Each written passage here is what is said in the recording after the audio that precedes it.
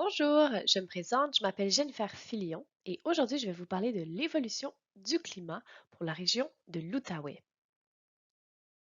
Donc avant de commencer la présentation et de parler de nos indicateurs agroclimatiques, je tenais à vous informer sur d'où provient l'information qu'on vous présente aujourd'hui. Alors en fait, elle provient de Ouranos. C'est quoi Ouranos? C'est un consortium en climatologie régionale, donc ils sont basés au Québec. Les prévisions climatologiques qu'ils nous présentent sont basées sur des scénarios climatiques qui sont considérés par les climatologues comme étant les plus crédibles à ce jour. Pourquoi je mentionne à ce jour? C'est parce que la climatologie, eh bien, c'est une science qui évolue relativement rapidement. Donc aujourd'hui, qu'est-ce qu'on va vous montrer? En fait, c'est de l'information à l'échelle de la région, soit ici de l'Outaouais. Vous allez premièrement voir le scénario du passé, donc de 1991 à 2020, qui donc va présenter les moyennes pour ces années-là. De la même façon, on va pouvoir voir les moyennes associées au scénario futur, donc de 2041 à 2070, et c'est aussi un scénario qu'on va appeler communément l'horizon 2050. Donc, on serait maintenant rendu à parler du premier indicateur agroclimatique. Sauf qu'avant, je vais vous expliquer un peu le fonctionnement des cartes qu'on présente ici.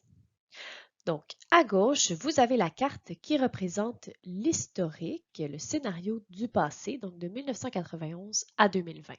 À droite, ici, c'est plutôt la carte pour le scénario futur, donc de 2041 à 2070. Au milieu, c'est la légende qu'on vous présente qui est commune aux deux cartes. Maintenant, si on rentre un petit peu plus dans les détails au niveau des cartes, donc on se rappelle qu'on est ici dans la région de l'Outaouais. Donc, question de vous situer géographiquement. Vous voyez ici apparaître Mont-Laurier et en bas directement Ottawa. Ensuite, au niveau des tuiles qui sont donc de couleurs différentes, en fait, pour votre information, ça représente une superficie de 10 km par 10 km. Au niveau maintenant de l'encadré ici qui va apparaître tout au long de la présentation, il présente en fait les moyennes pour d'abord le scénario historique, puis les moyennes pour le scénario futur. On a ensuite notre delta qui lui est la variabilité qui est associée au modèle ou la variabilité attendue.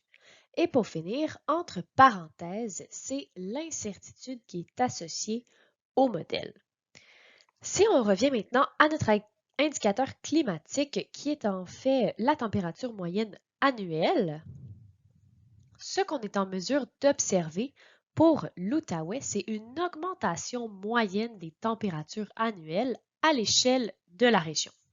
Donc effectivement, si on regarde notre variabilité ici, on prévoit une augmentation de 2,3 degrés Celsius, ce qui nous fait passer de 5,1 à 7,4 degrés dans le futur au niveau de la température moyenne annuelle. Donc, passons maintenant à la variation saisonnière. Donc, on le sait, on vient de voir les moyennes de température sur une base annuelle, mais maintenant, je veux qu'on se penche plutôt sur la variation mensuelle de cette température. Mais je vais vous expliquer quand même d'abord le graphique qu'on voit ici. Alors, vous voyez la ligne rouge qui représente le scénario de l'horizon 2050 et la ligne noire ici qui représente le scénario historique. Alors, la première observation qu'on peut faire à partir de ce tableau pour la région de l'Outaouais, c'est l'augmentation de la température, peu importe le mois de l'année. Donc, effectivement, on voit que la ligne rouge est toujours au-dessus de la ligne noire. La deuxième observation qu'on peut faire, c'est que l'augmentation des températures est parfois plus importante selon le mois qu'on va regarder. Donc oui, la température, elle est toujours plus élevée, mais la variabilité de cette augmentation, elle, dépend du mois de l'année. La dernière chose que je veux mentionner pour ce graphique, c'est par rapport à l'encadré ici. Donc, lui, il présente la moyenne annuelle de l'augmentation des températures. C'est pour ça qu'on retrouve notre variabilité de 2,3 degrés Celsius qu'on a vu à la diapositive précédente. Maintenant, si on passe aux précipitations. Donc ici, on se rend compte que l'évolution dépend réellement des mois, au contraire de ce qu'on avait remarqué pour l'évolution des températures moyennes mensuelles. Donc, effectivement, ce que je veux dire, c'est que si on se concentre d'abord sur les mois de l'hiver et du printemps, on réalise que les précipitations totales, donc ça d'ailleurs à ce niveau-là, c'est les précipitations sous forme de pluie et de neige, mais elles vont connaître une augmentation. Par contre, si on se concentre sur les mois de l'été et de l'automne, à ce moment-là, c'est un petit peu différent. Donc, on remarque des augmentations qui sont moindres, parfois qui sont égales, donc il n'y aurait pas d'augmentation, ou même une diminution des précipitations totales mensuelles, si on regarde par exemple au mois d'août.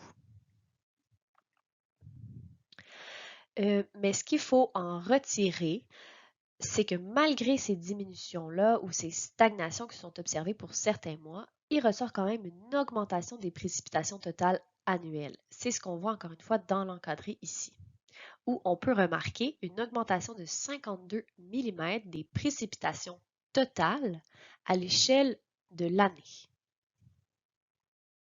Avant de continuer avec les autres indicateurs agroclimatiques, je voulais faire une parenthèse sur les événements extrêmes.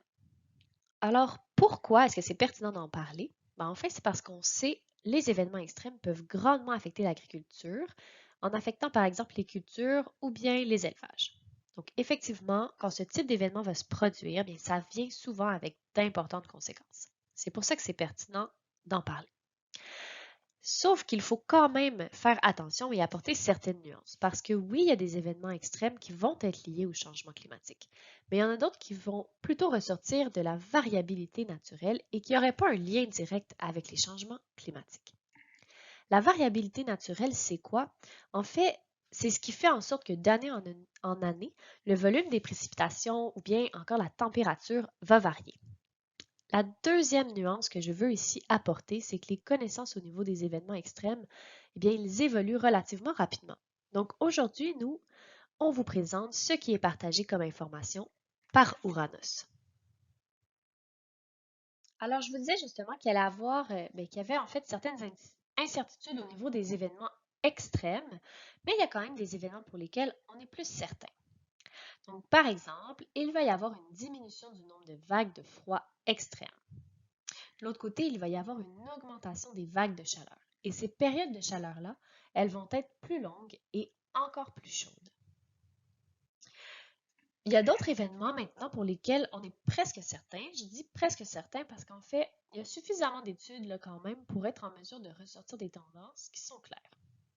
Donc, à ce niveau, on sait qu'il devrait y avoir plus d'événements de pluie extrêmes et elles seront plus intenses. Il devrait aussi y avoir plus de cellules orageuses localisées et encore une fois, elles seront plus intenses.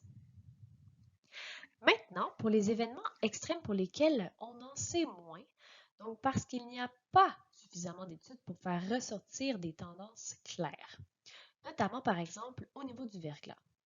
Donc d'ailleurs, à ce niveau-là, il faut savoir que c'est un des phénomènes qui est le plus incertain. Et en plus, il est difficile à simuler. Mais il semblerait tout de même que pour le climat du sud du Québec, il connaîtra une diminution des épisodes, ou bien en fait, peut-être plus du nombre d'heures totales observées annuellement de verglas. Mais je tiens à préciser que ça ne veut pas dire pour autant que ces événements-là ne se reproduiront plus jamais. Sauf que ça reste que c'est les tendances que nous sommes présentement en mesure d'établir pour cet événement extrême. Au niveau maintenant des rafales de vent, donc oui, c'est vrai qu'il y a eu des observations dans les dernières années par rapport ou relatant une certaine évolution, mais il ne semble pas y avoir pour le moment de tendance claire ou en fait pas de lien clair avec les changements climatiques. Finalement, la dernière chose au niveau des événements extrêmes, c'est pour la grêle. Donc ça, c'est un sujet pour lequel nous n'avons pas vraiment de données, mais il est en ce moment à l'étude. Donc, ça serait maintenant le temps de revenir à nos indicateurs agroclimatiques. Donc, on vient de voir les tendances sur une base annuelle. Ce que je vous propose pour la suite de la présentation, c'est de d'abord se pencher sur les indicateurs qui sont liés à la saison froide et dans un deuxième temps, on va aller voir ceux qui sont liés plutôt à la saison de croissance. Alors, commençons d'abord avec l'indicateur pour la température minimale en hiver. Donc d'abord, je précise que ce qu'on présente ici, c'est les données pour le mois de janvier. Alors c'est réellement la température la plus froide de l'année. En gros, c'est la moyenne des températures les plus froides qui ont été observées au mois le plus froid de l'année. Bon, expliquons maintenant c'est quoi ce graphique qu'on présente ici. Donc, vous avez d'abord sur l'axe des X en bas les années. Alors, c'est une période d'environ 100 ans, donc de 1970 jusqu'à 2070. On a ensuite sur l'axe DY ce qui correspond à notre indicateur agroclimatique, ce qui en ce moment est la température moyenne minimale au mois de janvier. Ensuite, pour la ligne pointillée que vous voyez ici, ça en fait, ça représente les observations réelles qui ont été faites chaque année. Ensuite, on voit les lignes dans le graphique. Donc, la première, qui est la rouge, elle représente le scénario qui est pessimiste en lien avec la réduction des émissions de gaz à effet de serre. Donc, c'est le scénario selon lequel, oui, on devrait réduire les émissions de gaz à effet de serre à l'échelle mondiale, mais cette réduction serait sur le long terme. Alors, c'est le scénario qu'on appelle le RCP 8.5. Ensuite, la ligne bleue que vous voyez qui est juste en dessous représente le scénario qui est optimiste, donc selon lequel on va réduire les émissions de gaz à effet de serre sur une échelle de temps plus court terme, toujours à l'échelle mondiale encore une fois. Donc ça, c'est le RCP qu'on nomme, le scénario qu'on nomme RCP 4.5. Nous, ce qu'on vous présente, c'est en fait la médiane. Donc, c'est un scénario qui est considéré comme plausible par rapport aux émissions de gaz à effet de serre dans le monde.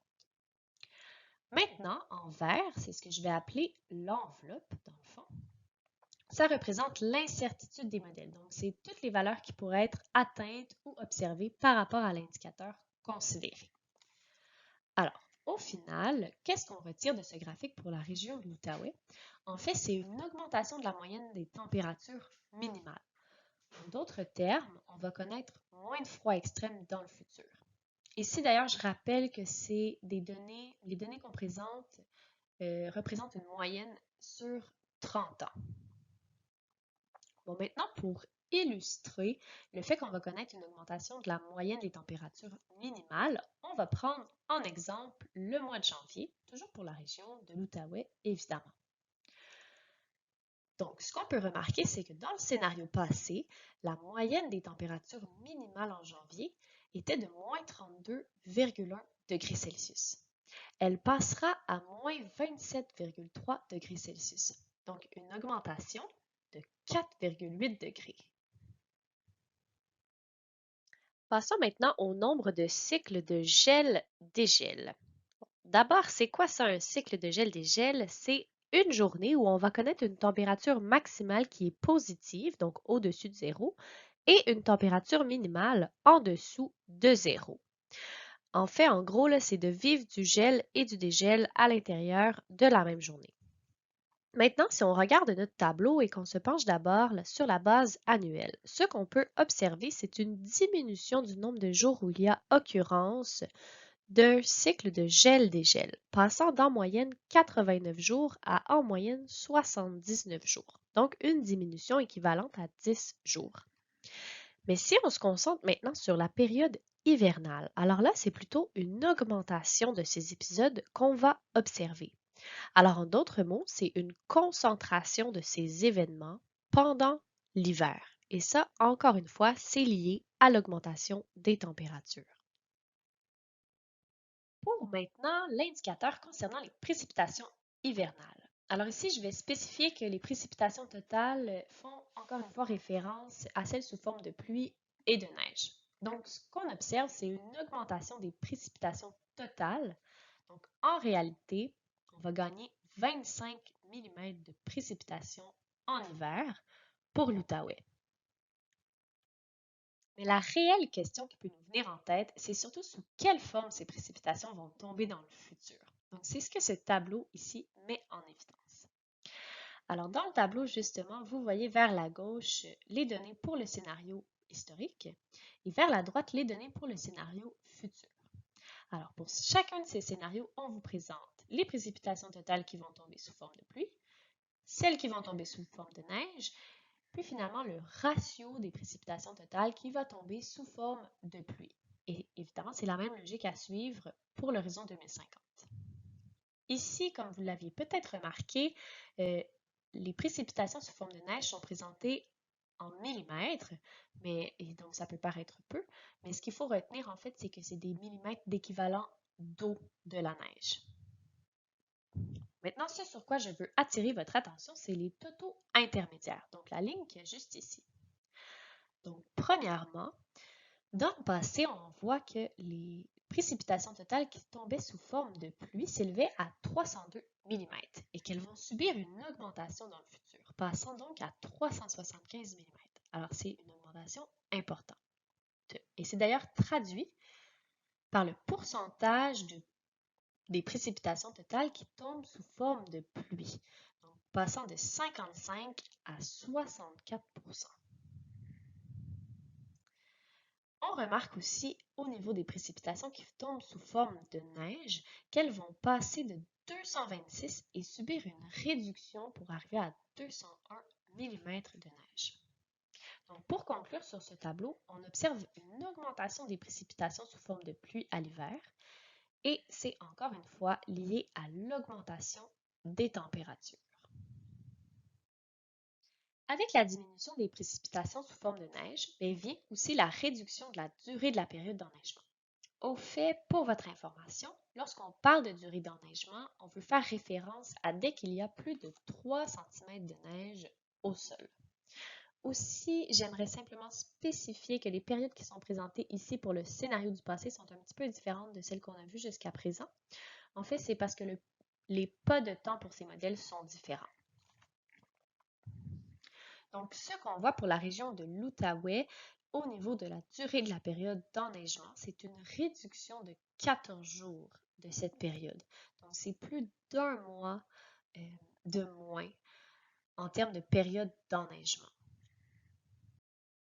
Maintenant, pour l'épaisseur maximale du couvert de neige, encore une fois, on remarque que c'est présenté en millimètres, donc c'est la même logique que tantôt où j'expliquais en fait que c'est des équivalents en eau. Et donc, ce qu'il faut retenir, c'est que 1 mm de neige présenté ici, c'est environ l'équivalent d'un centimètre de neige avant qu'il y ait compaction et tassement. Donc, finalement, pour l'Outaouais, ce qu'on peut observer, c'est une diminution de 54 mm au niveau de l'épaisseur maximale du couvert de neige, passant ici de 143 à 89.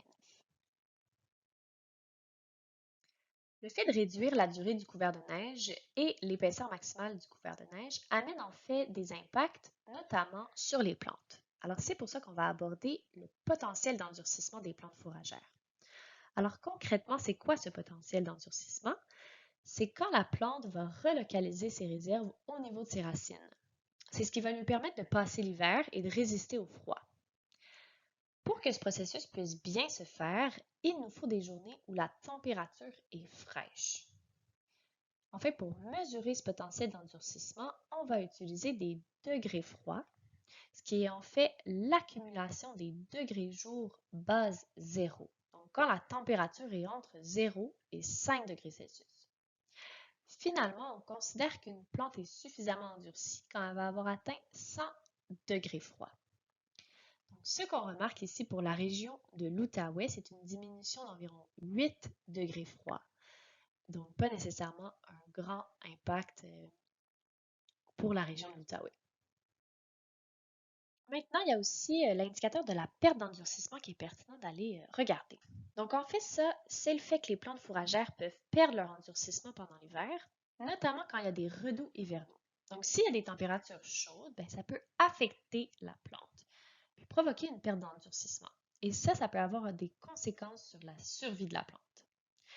Cette perte d'endurcissement, on la calcule à l'aide de degrés jours base 0 qui sont donc présentés ici. Et en gros, ce qu'on constate, c'est donc une faible augmentation, relativement faible augmentation pour la région de l'Outaouais. Je tiens par contre à attirer votre attention sur la variabilité qui a été observée lors des observations justement des dernières années.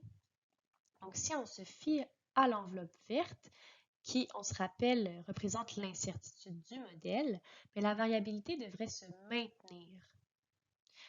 Donc, il faut continuer pour l'horizon futur. Et voilà, donc on a passé à travers tous les indicateurs relatifs à la saison froide et je vais justement en profiter pour vous faire un petit résumé de l'état de la situation. Donc, en résumé, on a vu qu'il allait avoir une augmentation des températures à l'hiver et donc moins de froid extrême.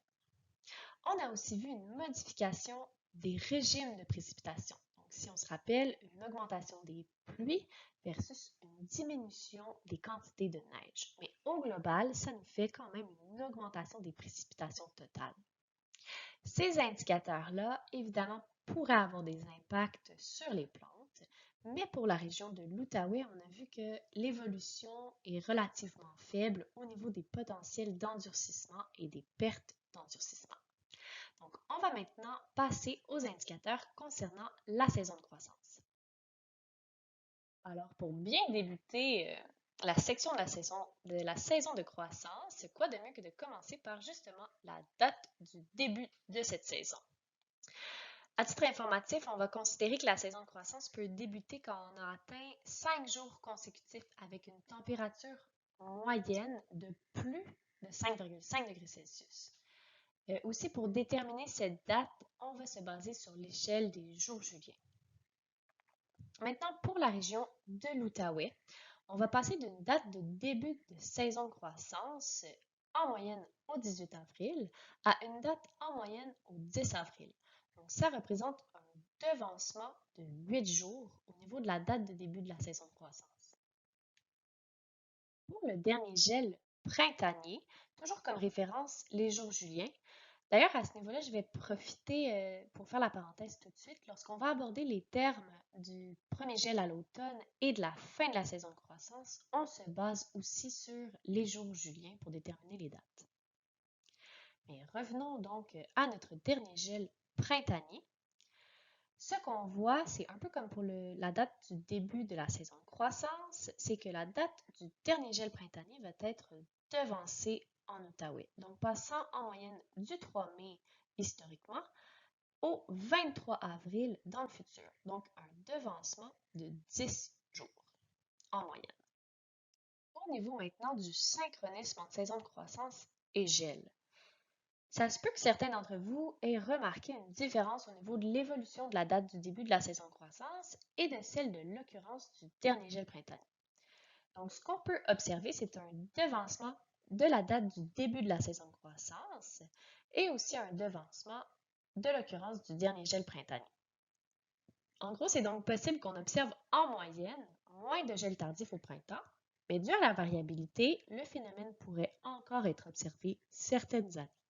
Si on regarde maintenant ce qui se passe à l'automne, on peut observer en gros les mêmes tendances. Donc, retardement de l'occurrence du premier gel à l'automne et retardement de la date de fin de croissance. Donc, question de synthétiser, le message qui est ici important de retenir, c'est que chacun des indicateurs est en quelque sorte synchronisé dans leur modification. Donc, devancement du début de la saison de croissance, retardement de la fin de la saison de croissance.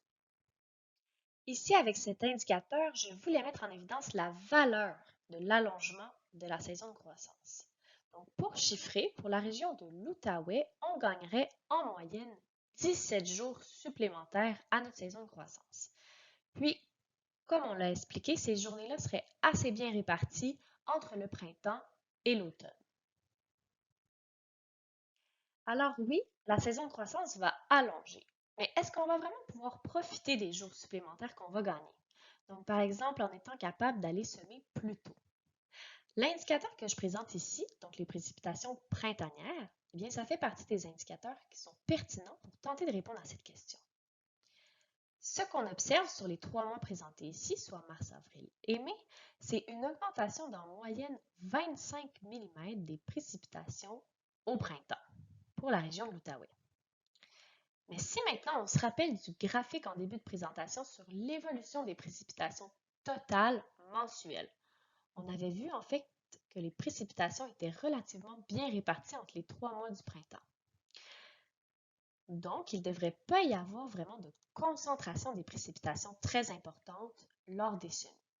Mais je tiens quand même à réitérer l'importance de considérer la variabilité dans les dernières observations.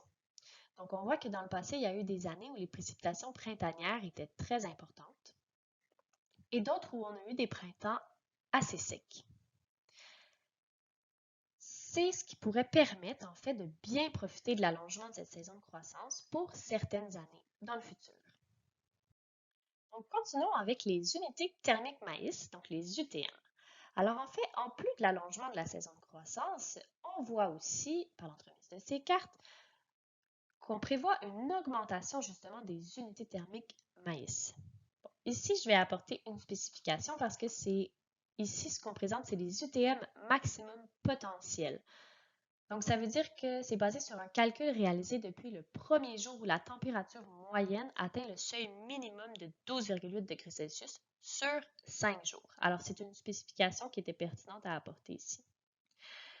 Mais tout de même, à l'échelle de la région, ce qu'on voit, c'est une augmentation d'en moyenne 690 UTM. Au niveau des degrés jour, ce qu'on peut observer ici, c'est une augmentation quand même importante pour la région de l'Outaouais, donc de plus 477 degrés jour, nous faisant passer de 1867 dans l'horizon passé à 2344 degrés jour dans l'horizon futur. Ici, à titre informatif, je précise quand même qu'on vous présente les degrés jour base 5, donc qui sont en fait l'addition de toutes les températures de plus de 5 degrés Celsius sur toute l'année. Au niveau maintenant du nombre de jours avec une température maximale à 30 degrés Celsius, ce qu'on peut remarquer, c'est une augmentation de 18 jours des journées où la température maximale va justement être supérieure à 30 degrés Celsius, passant donc de 10 à 28 jours dans l'horizon futur. Maintenant, je vais vous parler du nombre de jours où la température de nuit est supérieure à 20 degrés Celsius. Donc, pour la région de l'Outaouais, on réalise qu'on passe de 2 à 9 jours dans le futur avec une température de nuit, en fait avec un nombre de jours où la température de nuit est supérieure à 20 degrés Celsius. Donc une variation de plus 7. Maintenant, pourquoi je vais vous parler de cet indicateur-là?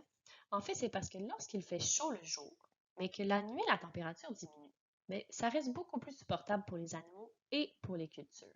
Mais au contraire, s'il viendrait à faire chaud le jour et que la température de nuit resterait encore élevée, alors à ce moment-là, ça devient beaucoup plus difficile au niveau des adaptations. Et de l'adaptation, tant pour les animaux que pour les cultures. C'est pour ça que c'est pertinent d'en parler. Le prochain indicateur, c'est celui du nombre de canicules annuelles. Donc, c'est quoi qu'on considère comme une canicule? En fait, ça représente une période où la température est supérieure à 30 degrés Celsius pour au moins 3 jours consécutifs. Le nombre de canicules, c'est en fait le résultat des derniers indicateurs qui ont été présentés juste avant, qui peut se transposer dans le fond sur les épisodes de canicule. Donc, en quelque sorte, les événements extrêmes. C'est pourquoi on verrait une augmentation des canicules sur une base annuelle. Donc effectivement, pour l'Outaouais, on passe de une période par an à 4 périodes par an au niveau du nombre de canicules. Pour les variations saisonnières, je crois qu'on l'a quand même bien mis en évidence. Les températures, elles vont augmenter. Et elles augmentent aussi particulièrement en été. Donc, c'est d'ailleurs ce qui est mis en évidence avec le cercle vert là, auquel j'ai apposé pour vous montrer les mois de l'été.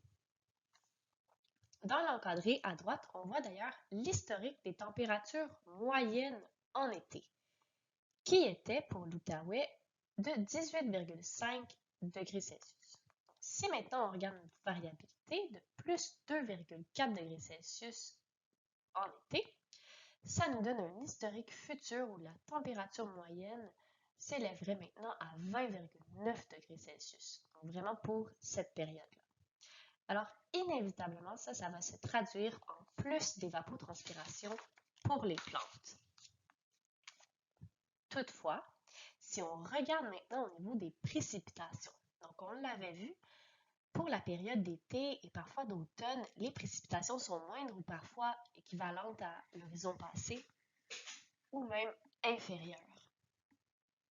Donc on le voit ici, pour la région de l'Outaouais, c'est carrément aucune augmentation qui est à prévoir pour l'horizon futur.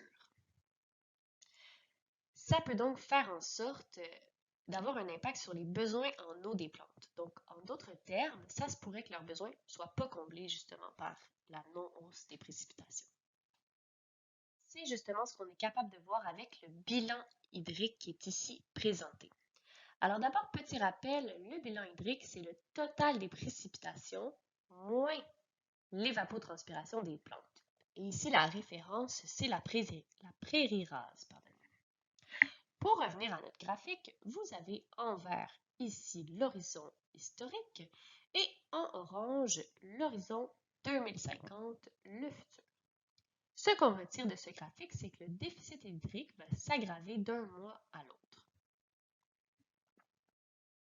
Si maintenant on fait le cumul du déficit hydrique à la fin de l'été, ça nous donne moins 255 mm sur l'horizon futur à comparaison à un déficit hydrique qui était historiquement moindre et s'élevant à moins 206 mm.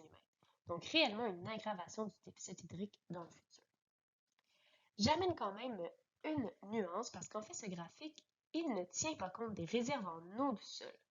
Mais en réalité, mis à part les précipitations, il y a quand même d'autres sources d'eau que la plante est en mesure d'aller chercher. Donc notamment, elle pourrait combler ses besoins justement avec les réserves en eau du sol. Sauf qu'à la fin de l'été, ça peut quand même arriver que les réserves soient fortement diminuées et que les plantes, au final, souffrent réellement du manque d'eau. Une autre information qui est pertinente à partager, c'est l'évolution des périodes sans pluie. Donc, en plus de la diminution des précipitations en été, on va aussi avoir une modification de la répartition de ces précipitations. Alors, c'est ce qu'on voit avec les périodes sans pluie, donc en gros les périodes de sécheresse. Pour votre information, on considère comme une période sans pluie une période où les précipitations cumulées vont être inférieures à 3 mm. Donc ça, c'est inférieur à la rosée en fait. Si on regarde maintenant notre tableau, on voit que le nombre de périodes de plus de 5 jours où il ne pleut pas, où il ne va pas pleuvoir, va augmenter de une période dans le futur. Maintenant, ce qu'il faut ajouter à ça, c'est la durée de ces épisodes de sécheresse qui va augmenter. Donc, passant historiquement à 88 jours en moyenne à 97 jours en moyenne dans le futur. Donc, une variation de plus 9 jours.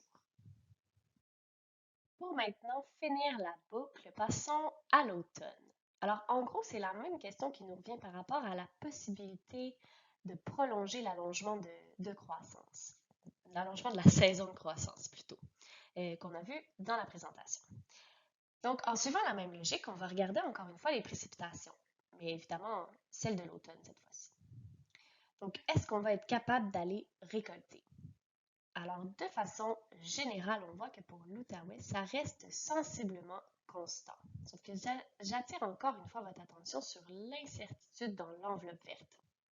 Donc, il devrait quand même y avoir des conditions favorables dans le futur permettant de profiter de l'allongement de la saison de croissance, parce que si on se fie à la variabilité, bien, on a connu des automnes très pluvieux et d'autres qui étaient plutôt secs. Donc justement, en revenant sur l'allongement de la saison de croissance, je voulais remettre ici la date du premier gel automnal. Donc pour la région de l'Outaouais, on voit qu'en moyenne, il se situait autour du 5 octobre et que dans le futur, il devrait plutôt se situer en moyenne environ au 17 octobre. Donc un retardement de 12 jours au niveau de l'occurrence du premier gel automnal. Ici, bien, de la même façon, la date de fin de la saison de croissance est elle aussi retardée dans le futur, passant en moyenne du 11 novembre au 19 novembre dans le futur. Et voilà, on arrive déjà à la fin de la présentation pour aujourd'hui.